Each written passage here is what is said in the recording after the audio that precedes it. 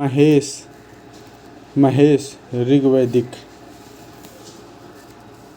काल। ऋग्वेद में भारत में आर्यों की जानकारी ऋग्वेद से मिलती है।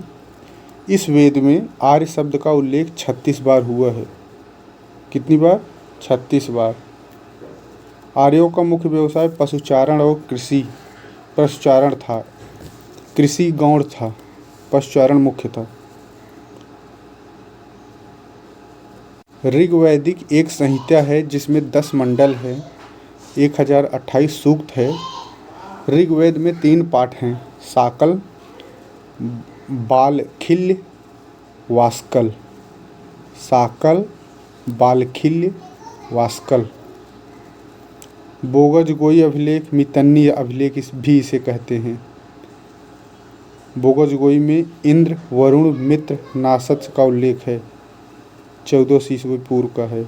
इंद्र, वरुण, मित्र, नासत्य का उल्लेख मिलता है। कास्माइट अभिलेख है 1600 ईस्वी पूर्व के। इस अभिलेख में यह सूचना मिलती है कि ईरानी आर्यों की एक शाखा भारत आई थी। आर्यों को मूल स्थान के बारे में जैसे तिलक कहते हैं आर्कटिक प्रदेश यानी उत्तरी ध्रुव। दयानंद सरस्वती तिब्बत मानते हैं। डॉक्टर संपूर्णानंद आल्प्स पर्वत मानते हैं यूरेशिया। अविनाश चंद्र सप्त सैंधव क्षेत्र मानते हैं। गंगानाथ झा यह ब्रह्मर्षि देश मानते हैं। विलियम जोन्स यूरोप मानते हैं। मैक्स मूलर मध्य एशिया मानते हैं। बंडेस्टिन दक्षिणी ध्रुव मानते हैं। ऋग्वेद में 2 से 7 तक जो प्राचीनतम मंडल हैं और प्रथम और 10वां मंडल यह सबसे अंतिम में जोड़ा गया। ऋग्वेद के प्रमुख मंडल उसके रचयिता, जैसे द्वितीय जो मंडल है उसके रचयिता गृहस्थमद भार्गव हैं। द्वितीय मंडल के रचयिता गृहस्थमद भार्गव। तृतीय विश्वामित्र। चौथा मंडल वामदेव। इस मंडल में कृषि प्रक्रिया संबंधी जानकारी मिलती है चौथे मंडल में, जो कि वामदेव ने लिखा है।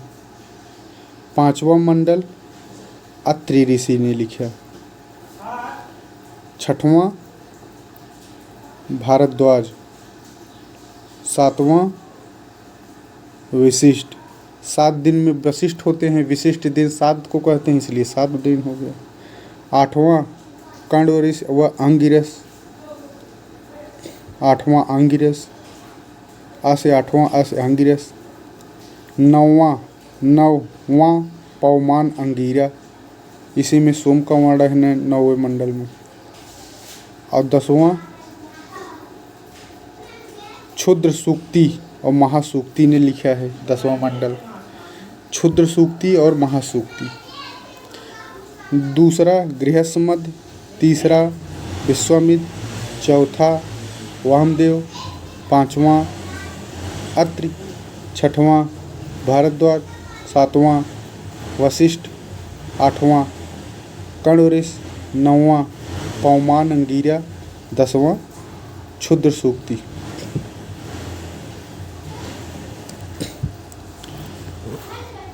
ऋग्वेद के 2 ब्राह्मण हैं, एक कौशिकी और दूसरा ऐत्रेय यानी एके।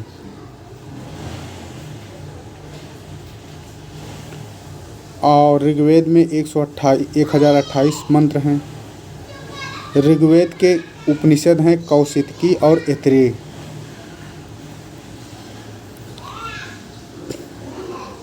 ऋग्वेद का उपवेद जो है वो आयुर्वेद है, जिसे प्रजापति ने लिखा है।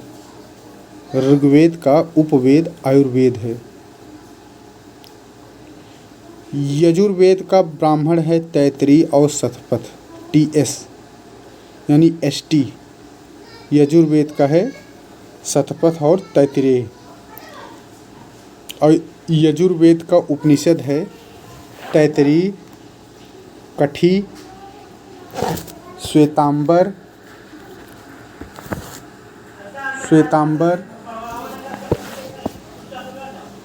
ईश, बृहदारण्य, मैत्रायणी। ये सब उपनिषद हैं यजुर्वेद के। कौन कौन? तैतरीय, कठी, श्वेतांबर, ईश, बृहदारण्य। बृहदारण्य किसका है? यजुर्वेद का। मैत्रायणी, ये सब यजुर्वेद का है। और इसके अध्येता को अधर्यु कहते हैं। और धनुर्वेद जो है, जिसकी प्रवर्तक विश्वामित्र हैं, यह यजुर्वेद का उपवेद है। धनुर्वेद यजुर्वेद का उपवेद है। सामवेद, इसका ब्राह्मण ग्रंथ है पंचविश। इसे तांड ब्राह्मण भी कहते हैं। तांड ब्राह्मण भी कहते हैं सामवेद को। इसका उपनिषद है केन उपनिषद और छांदोग्य उपनिषद।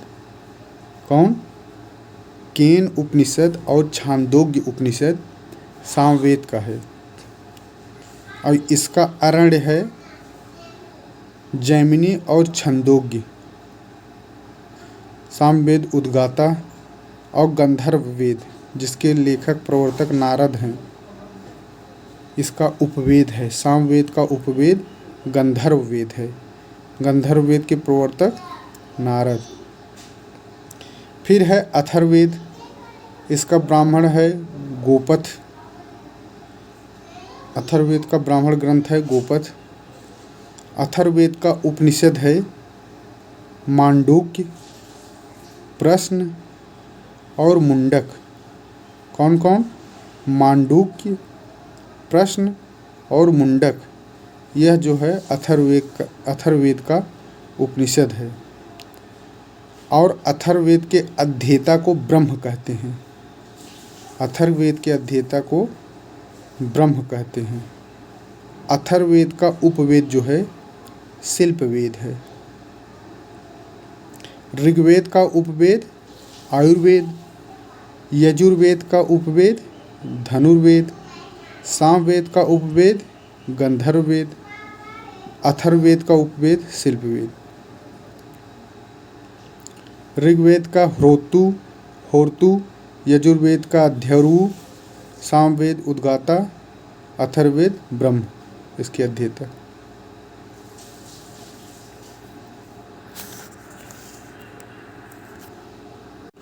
ऋग्वेद में इंद्र का वर्णन 250 बार, माता का 234, अग्नि का 200 बार, गाय का 176 बार, विदथ का 122 बार, कृष का 33 बार, पृथ्वी का 1 बार, राजा का 1 बार, गंगा का 1 बार वर्णन, शूद्र का 1 बार, वैश्य का 1 बार, यमुना का 3 बार, सभा का 8 बार, समिति का 9 बार, क्षत्रिय का 9 बार, ब्राह्मण का 15 बार, ग्राम का 13 बार वर्णन।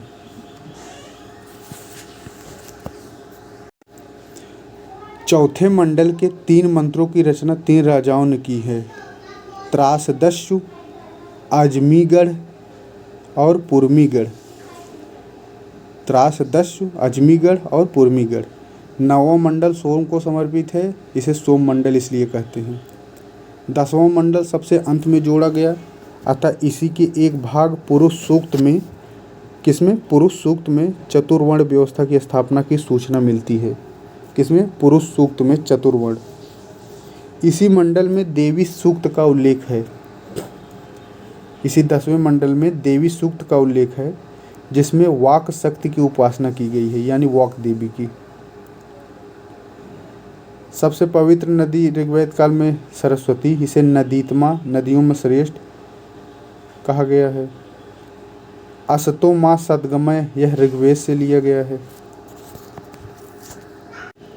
प्राचीन नदियों के नाम जैसे वितस्ता नाम था झेलम। झेलम जो है वितस्ता झेल रहा था। विपाशा व्यास का नाम था। परुशड़ी रावी का नाम। दृश्यद्वती या दृश्यधती, यह था घग्घर नदी को कहते थे। दृश्यद्वती या दृश्यधती, घग्घर नदी। चौतांग नदी भी इसे कहा जाता था, घग्घर नदी को। कुभ जो है, कुर्रम नदी को कुभ कहते थे। कुभ कुर्रम। और कुभा काबुल को। कुभ कुर्रम को और कुभा काबुल को। सदानीरा गंडक, अस्कनी चिनाब, शतुद्री सतलज, मरुदवृद्धा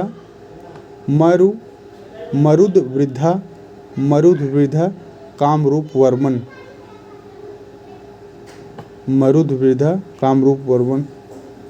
सरस्वती को घग्घर कहते थे। सुषोमा जो है सोहन नदी को। और सुवास्तु स्वात नदी को। क्रुभ कुर्रम को और कुभा काबुल को। दृश्यद्वती घग्घर को। अस्कनी चिनाब को। मरुदवृद्धा कामरूप वर्मन को। सरस्वती घग्घर। सुषोमा सोहन। सुवास्तु स्वास्थ्य।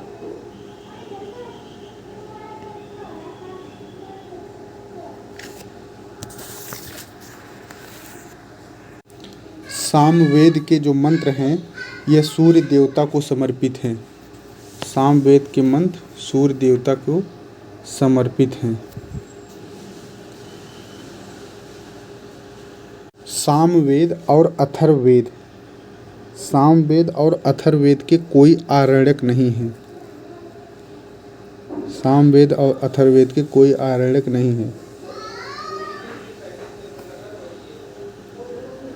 यजुर्वेद के दो प्रधान रूप हैं, कृष्ण यजुर्वेद और शुक्ल यजुर्वेद। कृष्ण यजुर्वेद की 4 शाखाएं हैं, काठक, कपिष्ठल, मैत्रेयी और तैत्रेयी। काठक, कपिष्ठल, मैत्रेयी, तैत्रेयी संहिता। और शुक्ल यजुर्वेद इसे वाजसनेयी संहिता भी कहते हैं। शुक्ल यजुर्वेद को वाजसनेयी संहिता भी कहते हैं। यजुर्वेद जो है यह गद्य पद्य दोनों में है। धनुर्वेद को यजुर्वेद का उपवेद कहते हैं। यजुर्वेद में सर्वप्रथम राजसूय यज्ञ एवं वाजपेयी यज्ञ का उल्लेख है। यजुर्वेद में सर्वप्रथम राजसूय यज्ञ व वाजपेयी यज्ञ का उल्लेख है।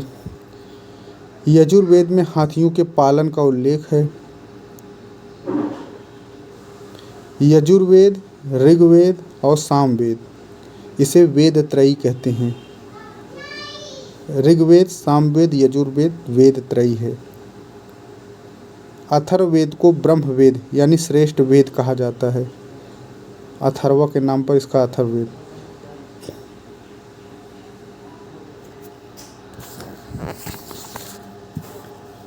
अथर्ववेद में 20 अध्याय, 731 सूक्त व 6000 मंत्र हैं।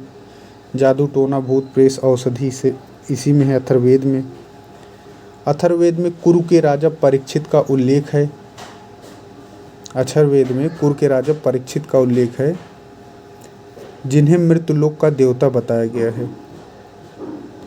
अथर्ववेद का उपवेद शिल्पवेद कहलाता है। काशी का प्राचीनतम उल्लेख अथर्ववेद में मिलता है।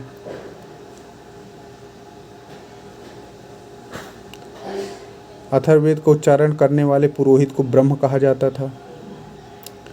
अथर्ववेद में सभा व समितियों को प्रजापति की 2 पुत्रियां कहा गया है।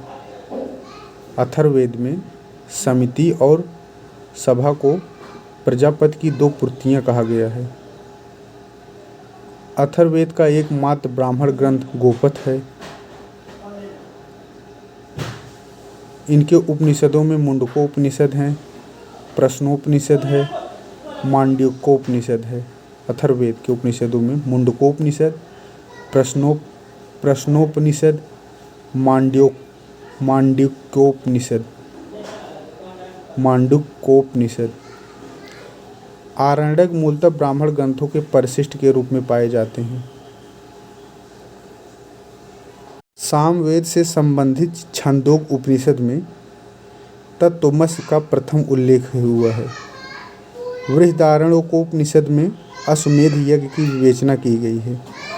बृहदारण्यकोपनिषद में अश्वमेध यज्ञ की विवेचना की गई है।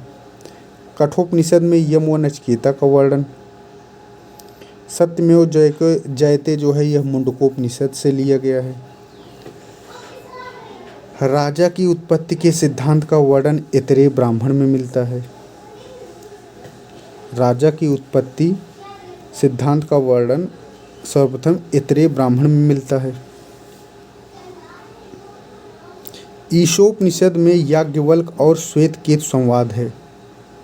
ईशोपनिषद में याज्ञवल्क्य और श्वेतकेतु संवाद है। मुंडकोपनिषद में शिक्षा के विषय में वेदांगों को भी शामिल किया गया है। मुंडकोपनिषद में शिक्षा के विषय में वेदांगों को भी शामिल किया गया है।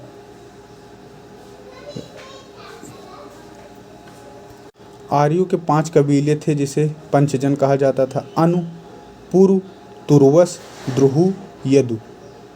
अनु, पुरु, तुर्वस, द्रुहु, यदु। भरत और त्रित्स आर्यों के शासक वंश थे। भरत और त्रित्स आर्यों के शासक वंश थे तथा पुरोहित वशिष्ठ दोनों वंश के समर्थक थे।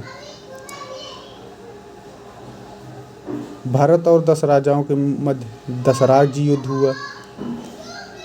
भारत वंश के राजा थे सुदास द्वारा अपने पुरोहित विश्वामित्र को हटाकर उनके स्थान पर वशिष्ठ को नियुक्त करना।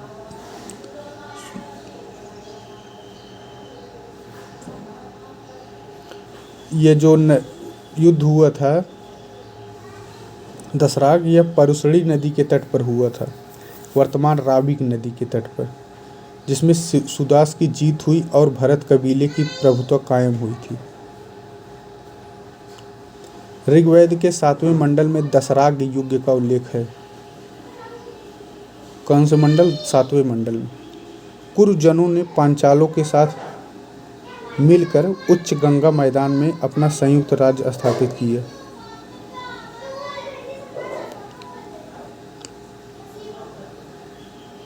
वैदिक कालीन के लोग को बुआई, कटाई, दावनी का ज्ञान था।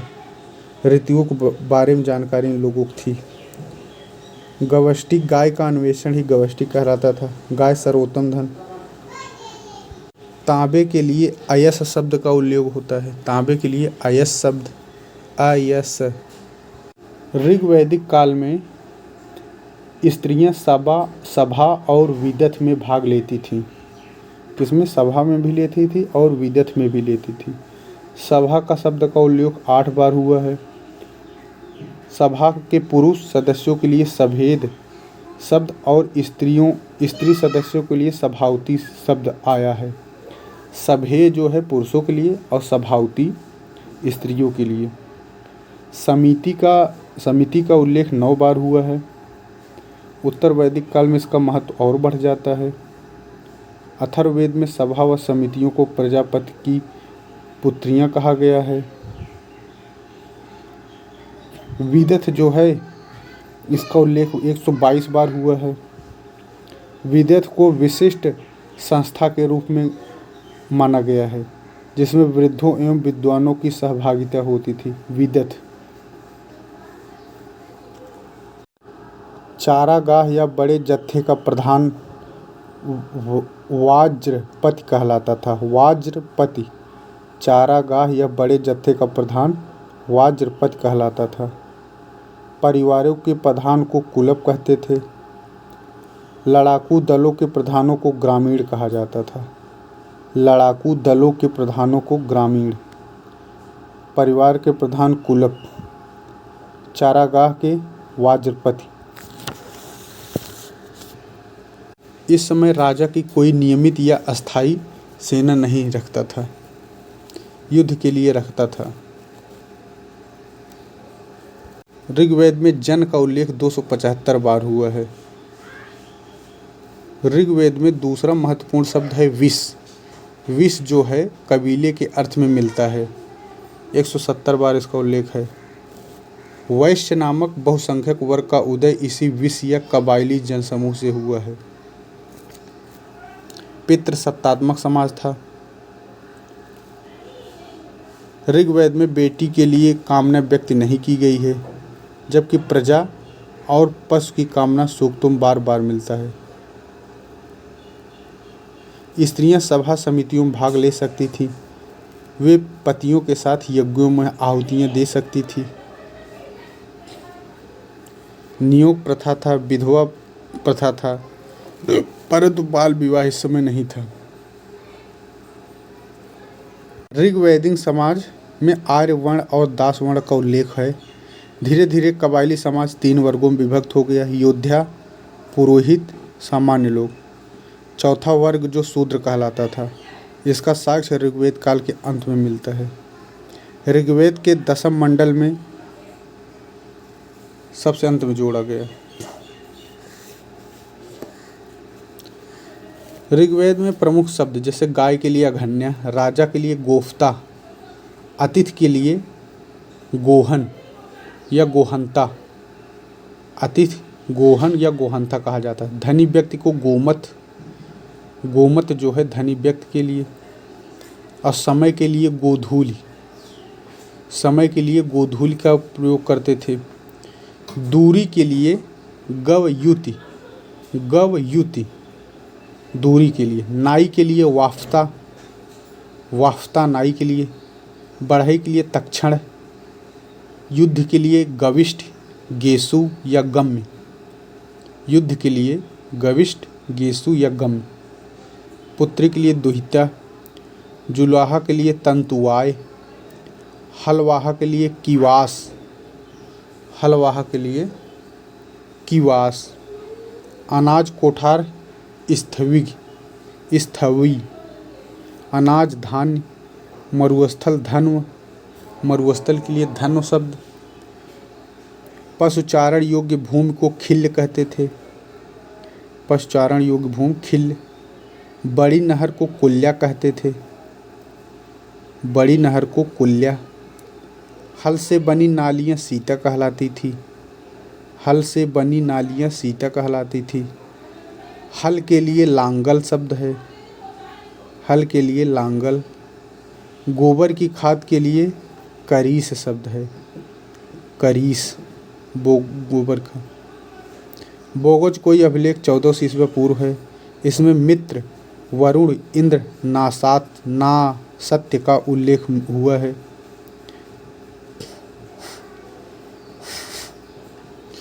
इंद्र का सर्वाधिक उल्लेख है, उसके बाद अग्नि का है। इंद्र 250 बार, अग्नि 200 बार।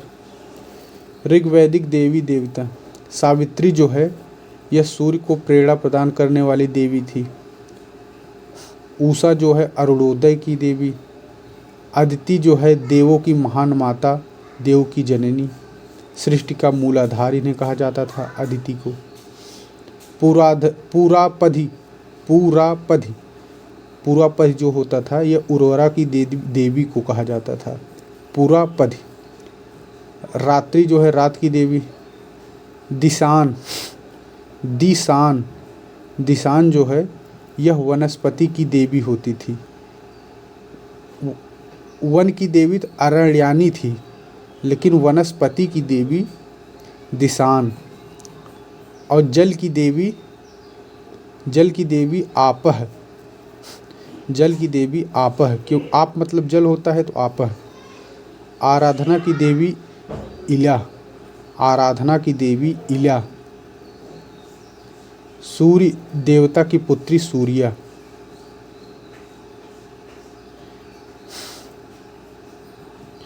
जो तीसरा स्थान आता है वरुण का।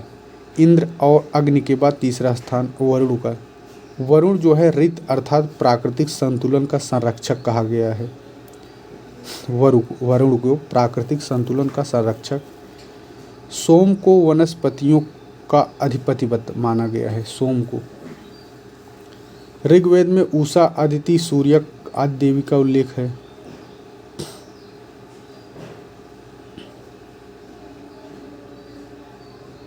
पूषण जो है पशुओं के देवता होते थे।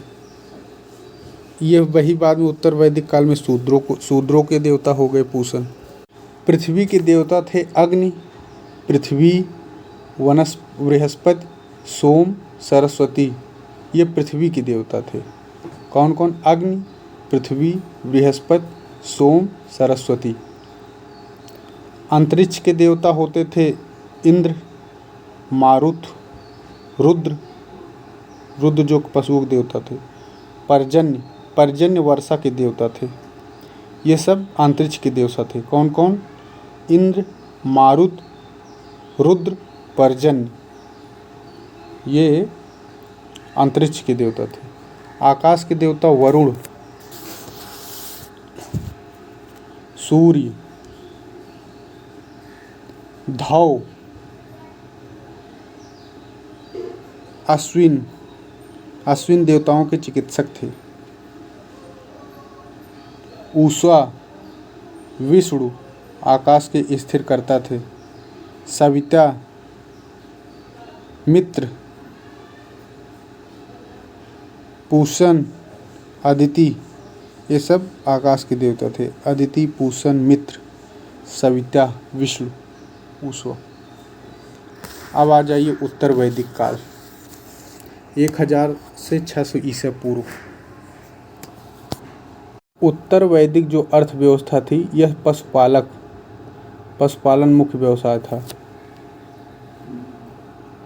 धनी व्यक्ति को गोमत कहते थे। 1000 ईसा पूर्व लोहे के साक्ष्य धारवाड़ से मिलते हैं। शतपथ ब्राह्मण में हल संबंधी अनुष्ठान का लंबा वर्णन है। शतपथ ब्राह्मण में हल संबंधी अनुष्ठान का लंबा वर्णन है। चावल को व्रीहि कहा जाता था। चावल को व्रीहि। शतपथ ब्राह्मण में महाजनी प्रथा का पहली बार उल्लेख हुआ है। सूदखोर को कुसीदीन कहा जाता था। सिक्कों का प्रचलन निष्क, शतमान, कृष्णवत, वृषण के रूप में होता था। निष्क की तौल 4 सुवर्णों के बराबर, 1 सुवर्ण 320 रत्ती के बराबर। शतमान का तौल 100 रत्ती के बराबर। बाट की मूलभूत इकाई रत्तिका, गुंजा, वृष्टान होती थी।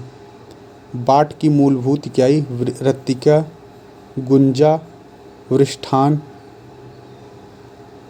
वैदिक ग्रंथों में समुद्र और समुद्र यात्रा का उल्लेख मिलता है। पूर्व के क्षेत्र साम्राज्य होता था। यहाँ का शासक सम्राट होता था पूर्व में, और ये वाजपेयी यज्ञ करते थे पूर्व वाले।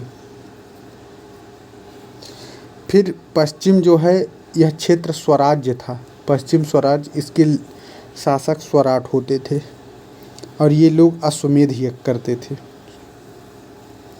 उत्तर में वैराज्य था। इसके शासक विराट होते थे। ये पुरुष मेध यज्ञ करते थे। विराट जो है पुरुष मेध यज्ञ। दक्षिण जो था ये भोज्य यहाँ के शासक होते थे और ये सर्वमेध यज्ञ करते थे। मध्य जो है इसको राज्य कहा जाता था।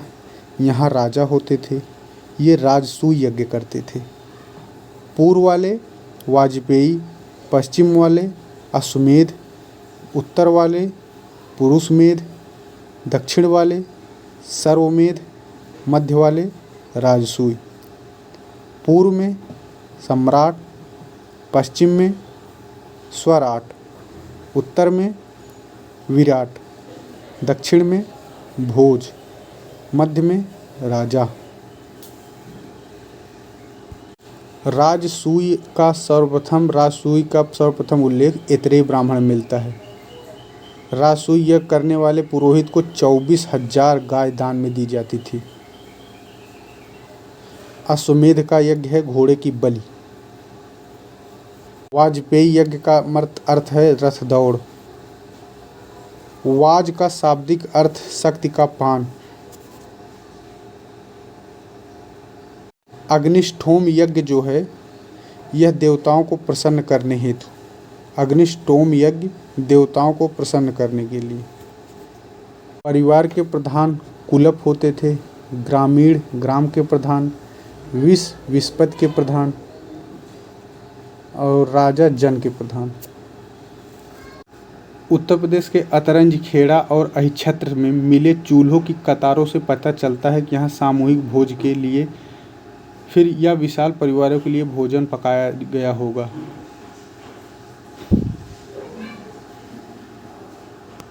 ब्रह्म विवाह का अर्थ है दहेज सहित उसी श्रेणी के पुरुष के साथ विवाह।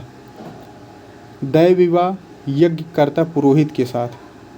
आर्ष विवाह कन्या के पिता को वर पक्ष को एक जोड़ी गाय और बैल देना होता था। प्रजापत्य विवाह बिना दहेज और बिना कन्या की कीमत मांग किए विवाह प्रजापत्य। गंधर्व विवाह माता पिता की इच्छा के बिना ही वर कन्या का गुप्त रूप से। असुर विवाह क्रय द्वारा।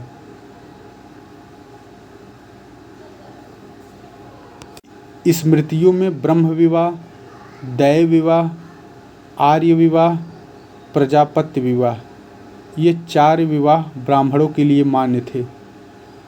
कौन कौन? ब्रह्म, दैव, आर्य, प्रजापत्य। तो ब्रह्म मतलब दहेज सहित उसी श्रेणी के पुरुष के साथ विवाह, ये ब्रह्म विवाह था। दैव विवाह यज्ञकर्ता पुरोहित होते थे, ये। आर्य विवाह या इसे आर्ष कहते हैं, कन्या के पिता को वर पक्ष को एक जोड़ी गाय और बैल देना होता था, यानी कन्या के पिता एक जोड़ी बैल और गाय देता था वर पक्ष को। और प्रजापत्य विवाह बिना दहेज और बिना कन्या की कीमत मांग किए, ये 4 विवाह ब्राह्मणों के लिए थे। असुर विवाह केवल वैश्य व शूद्रों में, जबकि गंधर्व विवाह क्षत्रियों में होता था। ऐतरेय ब्राह्मण के अनुसार पुत्री ही समस्त दुखों का स्रोत है, किंतु पुत्र परिवार का रक्षक है। मनुस्मृति में विवाह के 8 प्रकार का उल्लेख है। मनुस्मृति ने 7 प्रकार के दासों का उल्लेख किया है। अथर्ववेद में सती प्रथा की औपचारिकता पूरी करने के लिए पत्नी अपने पति के साथ चिता पर लेटती थी। 3 ऋण हैं, एक ऋष ऋण, दूसरा पुत्र ऋण, तीसरा देव ऋण। ऋष ऋण मतलब वैदिक ग्रंथों का अध्ययन करना, यह ऋष ऋण था। पुत्र ऋण पुत्र की उत्पत्ति, यह पुत्र ऋण। और देव ऋण धार्मिक अनुष्ठान एवं यज्ञ आदि कर व्यक्ति इस ऋण से मुक्त होता था, देव ऋण से। पुत्र उत्पन्न करके पुत्र ऋण से होता था मुक्त। और ऋष ऋण जो है वैदिक ग्रंथों का अध्ययन करके ऋष ऋण से मुक्त होता था। पंच महायज्ञ गृहस्थ आर्यों को 5 महायज्ञों का अनुष्ठान करना पड़ता था। यह थे ब्रह्म यज्ञ या ऋषि यज्ञ, इसमें पठन पाठन या प्राचीन ऋषि के प्रति कृतज्ञता। फिर दूसरा दैव यज्ञ, हवन द्वारा देवताओं की पूजा। तीसरा था पितृ यज्ञ, पितरों का तर्पण यानी श्राद्ध। चौथा है नयज्ञ या मनुष्य यज्ञ, इसमें अतिथि सत्कार। और फिर भूत यज्ञ, इसमें समस्त जीवों के प्रति कृतज्ञता ज्ञापन के तौर पर चींटियों, पक्षियों, श्वानों आदि को भोजन देना। ऋग्वेद में संयुक्त परिवार प्रथा थी। ऋग्वेद काल में वर्ण व्यवस्था के चिन्ह दिखाई देते हैं। ऋग्वेद में वहतु शब्द कन्या को दिए जाने वाले उपहार का द्योतक था। वहतु जो है कन्या को दिए जाने वाले उपहार का द्योतक था, वहतु। घोषा, सिकता, अपाला, विश्व, वारा, लोप मुद्रा। सिकता, विश्व, वारा, लोप मुद्रा, घोषा का उल्लेख है। स्त्रियां। भिषज शब्द ऋग्वेद में वैद्य के लिए होता था। भिषज जो है अश्विन देवता को कहा जाता था। यक्षमा तपेदिक का उल्लेख अनेक स्थलों पर हुआ है ऋग्वेद में। यह इनकी व्यवस्था कबीलाई थी। परिवार का मुखिया कुलप या गृहपति कहलाता था। अनेक ग्रामों को मिलाकर विष बनाए जाते थे, विष, और जिसके प्रधान को विषपति कहा जाता था। फिर कई विष को मिलाकर जन बनता था। सबसे पहले कुलप होता था, परिवार में कुलप, ग्राम में ग्रामीण, फिर विषपति, फिर पुरोहित, फिर राजा। कुल, ग्राम, विष, जन, राष्ट्र। कुल, ग्राम, विष, जन, राष्ट्र। राजतंत्रात्मक यहाँ प्रणाली थी। बलि एक प्रकार का कर था जो प्रजा द्वारा स्वेच्छा से राजा को दिया जाता था। ऋग्वेद में राजा को गोफ्ता जनस्य अर्थात कबीले का संरक्षक, पूर्व भेदता अर्थात नगरों पर विजय पाने वाला कहा गया है। पणी जो होते थे, पणी नामक व्यापारी पशुओं की चोरी के लिए कुख्यात थे। पणी जो है पशुओं की चोरी करते थे। ऋग्वेद के चतुर्थ मंडल में कृषि संबंधी कार्य का वर्णन मिलता है। किसमें? चतुर्थ में। ऋग्वेद में उर्दर, उर्दर का अर्थ अन्न मापक बर्तन के लिए, उर्दर। वेकनाट जो है ये सूदकोर थे। वेकनाट सूदकोर थे। ऋग्वेद में हल को लांगल कहते थे। गोबर की खाद को करीस या सकृत कहते थे। सीता जो है हल की बली नालियाँ होती थीं। कूप या कुआं को अवल कहते थे। कूप या कुआं को अवल। हलवाहा को कीवास कहते थे। हलवाहा को कीवास। बादल को पर्जन्य। अनाज मापने का पात्र जो था उर्दर। बढ़ई तक्षण। कुसीद जो था कुसीद, ऋण लेने व बल देने की प्रथा थी। अनस जो है बैलगाड़ी। ब्राह्मण क्षत्रिय वैश्य को द्विज कहते थे। ऐतरेय ब्राह्मण में पुत्री को कृपण कहा गया है। ऐतरेय ब्राह्मण में पुत्री को कृपण। शतपथ ब्राह्मण में कुछ विदुषी कन्याओं का उल्लेख है, जैसे गार्गी, गंधर्व, गृहीता, मैत्रेयी, वेदवती, काश्यकृतनी। कौन कौन? गार्गी, गंधर्व, गृहीता, मैत्रेयी, वेदवती, काश्यकृतनी। सर्वप्रथम जाबालोपनिषद में चारों आश्रमों का उल्लेख है। जाबालोपनिषद में चारों आश्रम। यजुर्वेद में राजा के उच्च पदाधिकारियों को रत्नी कहा जाता था। रत्नी कौन थे? राजा के उच्च पदाधिकारी रत्नी। भागवध जो था, भागवध, यह कर संग्रहकर्ता को भागवध कहते थे। भागवध। संग्रहीता कोषाध्यक्ष होते थे। अक्षावाप जो है, अक्षावाप पासे के खेल में राजा के सहयोगी होते थे। अक्षावाप। छता, छता जो है यह प्रतिहारी होते थे, इन्हें छता कहते थे। जंगल विभाग के प्रधान को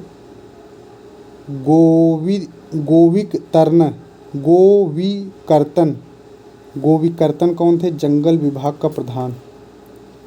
और विदूषक को पालागल कहते थे। विदूषक को पालागल।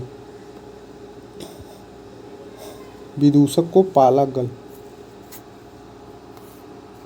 अतरंज खेड़ा में पहली बार कृषि से संबंधित लौह उपकरण मिले हैं। ब्राह्मण ग्रंथों में श्रेष्ठिन का उल्लेख है। श्रेष्ठिन श्रेणी का प्रधान व्यापारी होता था। श्रेष्ठिन। सर्वप्रथम शतपथ ब्राह्मण में पुनर्जन्म के सिद्धांत का उल्लेख है। सर्वप्रथम शतपथ ब्राह्मण में पुनर्जन्म। मृत्यु की चर्चा सर्वप्रथम शतपथ ब्राह्मण में। मृत्यु की चर्चा शतपथ ब्राह्मण में। वैदिक साहित्य में वेद, ब्राह्मण, आरण्य एवं उपनिषद यही वैदिक साहित्य थे। वेद, ब्राह्मण, आरण्यक, उपनिषद। ऋग्वेद के पद पाठ को शाकल्य ने तैयार किया था। ऋग्वेद के पद पाठ को शाकल्य ने तैयार किया। ऋग्वेद की प्राचीनतम पांडुलिपि जो है यह शारदा लिपि में प्राप्त हुई है। ऋग्वेद के प्राचीनतम पांडी शारदा लिपि में प्राप्त हुई है। 2 से लेकर 7वें मंडल तक ऋग्वेद के दूसरा, तीसरा, 5वां, 6वां और 7वां इसे वंश मंडल, फैमिली बुक या कुल मंडल या ऋषि मंडल कहते थे। वंश मंडल, कुल मंडल या ऋषि मंडल इसको कहते थे। गायत्री मंत्र जो है इसकी रचना विश्वामित्र ने की है। यह तीसरा मंडल में गायत्री मंडल है। चौथे मंडल में कृषि यंत्रों की चर्चा है। प्रथम मंडल में ऋग्वेद के 20 राजाओं का युद्ध है। 9वां जो मंडल है इसे पवमान मंडल भी कहा जाता है। सोम को ही पवमान कहते थे, इसीलिए इसे पवमान मंडल कहा जाता था। 10वां जो मंडल है महासूक्ता इसका और क्षुद्र सूक्त इसको रचना किए हैं। श्रद्धा, कामायनी, इंद्राणी, सची आदि के मंत्र इसी में हैं।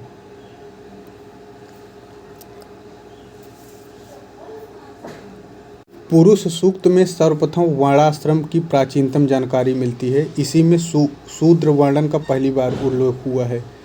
पुरुष सूक्त में सर्वप्रथम शूद्र वर्ण का पहली बार और वर्णाश्रम की जानकारी मिलती है। पुरुष सूक्त में पुरूरवा और उर्वशी एल का संवाद है। नासदी सूक्त है, इसमें पहली बार निर्गुण ब्रह्म की चर्चा हुई है। नासदी सूक्त में ऐतरेय ब्राह्मण के संकलनकर्ता महिदास थे। महिदास ऐतरेय ब्राह्मण के संकलनकर्ता। सामवेद के ब्राह्मण 25 ब्राह्मण इसे कहते हैं। इसे तांड ब्राह्मण या महाब्राह्मण और प्रौढ़ भी कहते हैं। 25 ब्राह्मण, तांड ब्राह्मण, महाब्राह्मण। यजुर्वेद का उद्भव वायु से माना जाता है। इसे गति या कर्म का वेद भी कहते हैं। यजुर्वेद को इसे गति या कर्म का वेद भी कहते हैं। शुक्ल वेद को वास्तविक वेद कहते हैं।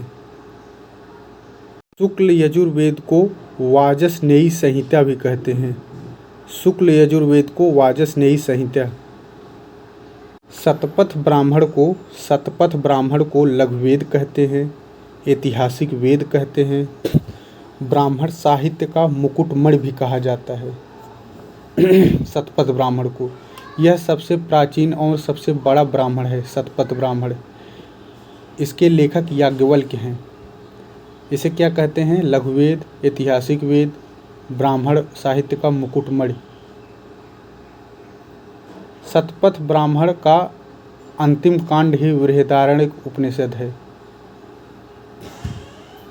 और शतपथ ब्राह्मण में पुनर्जन्म, पुरुष मेध यज्ञ, उपनयन संस्कार, जल प्लावन कथा, कृषि, उर्वशी पुरूरवा आख्यान, ये सब इसी में है। शतपथ ब्राह्मण में स्त्रियों को अर्धांगिनी कहा गया है। इसमें अपृश्य शब्द का उल्लेख, अस्पृश्य शब्द का उल्लेख है। बृहदारण्यक उपनिषद एवं वाजसनेयी उपनिषद में अन्न ही ब्रह्म है कहा गया है। अन्न ही ब्रह्म है। अथर्ववेद को ब्रह्मवेद भी कहते हैं। अथर्ववेद का एक नाम श्रेष्ठ वेद है। अथर्ववेद को सार्वजनीय वेद भी कहते हैं। महिवेद इसे कहते हैं। सतवेद, भृंगावरी वेद, भृगुवेद, सबसे नया वेद, स्त्रियों एवं शूद्रों का वेद, आमजन यानी आम जनता का वेद, ये सब अथर्ववेद के नाम हैं। मुगल काल में अथर्ववेद का फारसी में अनुवाद अब्दुल कादिर बदायूनी ने प्रारंभ किया और इसका पूर्ण समापन जो है इब्राहिम सरहिंदी ने किया था। बदायूनी ने शुरुआत किया और इब्राहिम सरहिंदी ने इसे पूरा किया अथर्ववेद को फारसी में। अथर्ववेद एकमात्र वेद जिसका कोई भी आरण्यक नहीं है। अथर्ववेद का कोई भी आरण्यक नहीं है। मगध, अंग, अयोध्या, वाराणसी यानी वाराणसी का उल्लेख अथर्ववेद में ही हुआ है। ग्राम पंचायत, सैनिक शासन का दोष, संसद के 7 विभाग, इसका उल्लेख इसी अथर्ववेद में हुआ है। जनता द्वारा राजा का चुनाव अथर्ववेद में है। अथर्ववेद में राष्ट्र महिमा, राष्ट्रभाषा जैसी अवधारणाएं मिलती हैं। बाल गंगाधर तिलक की पुस्तक है Arctic home in the Vedas. Arctic home in the Vedas Tilak की पुस्तक है। विदथ को राथ कहते थे। यह सैनिक, असैनिक एवं धार्मिक कार्यों से संबंधित थी। सरस्वती नदी का उपनाम था नदीतमा, वाजनीवती, सौभाग्यदायिनी, वृद्धनी, नदियों में अग्रवर्ती इसे कहा जाता था। और ऋग्वेद में सर्वाधिक वर्णन सिंधु नदी का है। इसे हिरण्या भी कहा जाता था, हिरण्यवर्तनी। धूल जो था यह समय की माप थी, इसे संध्या कहा जाता था। और संगव प्रातः काल का समय होता था। संगव। स्थिवी अन्नागार होते थे। कीवांश या कीनास किसान था। क्षेत्र या उर्वरा कृषि योग्य भूमि थी। दात्र या श्रीण फसल काटने का हंसुआ था। मृदंत मड़ाई से संबंधित था। कुल्या, कूप, आवट, अस्मचक्र ये सिंचाई के साधन थे। कुल्या, कूप, आवट, अस्मचक्र। याज्ञवल्क्य जो है ये मिथिला के निवासी थे। भारतीय उपमहाद्वीप में लोहे का प्रमाण अहाड़ मिलता है। दक्षिण भारत में हल्लूर में मिलता है। हस्तिनापुर अतरंजखेड़ा में मिलता है। अतरंजखेड़ा एटा जिले में है। लौह उपकरण मिलता है। झूंसी में राजा नल का टीला है। राजा नल का टीला सोनभद्र में और मल्हार चंदौली में। कैकेय देश का दार्शनिक राजा अश्वपति था। काशी जो है वरुणावती नदी पे थी। गोत्र शब्द का उल्लेख ऋग्वेद में होता है। गोत्र का अर्थ गोत्र, गोष्ठ शब्द से निकला है। उत्तर वैदिक काल में ही गोत्र प्रथा स्थापित हुई। उपनिषदों का संकलन 600 ईस्वी पूर्व के आसपास 600 ईस्वी पूर्व के आसपास उपनिषदों का संकलन।